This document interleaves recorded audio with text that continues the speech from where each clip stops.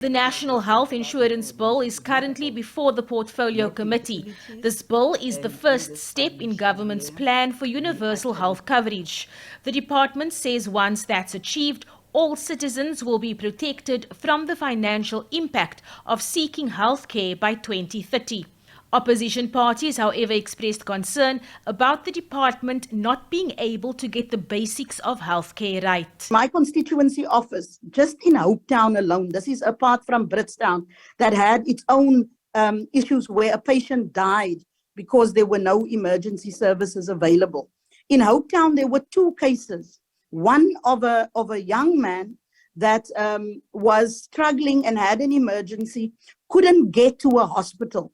Finally, they had to get somebody to get a tractor to get a child to a point where a private vehicle could take the child to Kimberley Hospital. That child died. The NHI debate has had widely opposing views since it was first introduced. The DA insists that currently everyone in South Africa has access to universal health coverage. There is nobody in this country who does not have access or cannot go to a public health facility for care.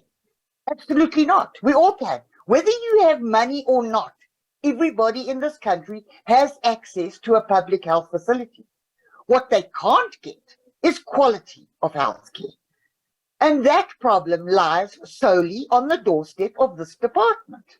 ANC MP Sidumo Dlamini says NHI is critical in South Africa and has called on all involved in passing the bill and implementing the legislation to get their ducks in a row. That if we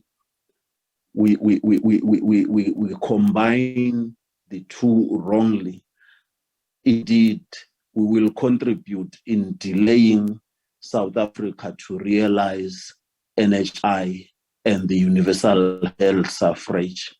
It is important that the proper balancing of these policy discussions is very, very important. We indeed have to pass the bill in Parliament. The Health Department clarified that currently the concept of universal health coverage does not exist in South Africa. If there's no facility, or you have to drive past 5 or 6 facilities that are excluding you because they are private facilities and you don't have a medical scheme, then you don't have access to those facilities and you don't have access to those specialists and services and so forth.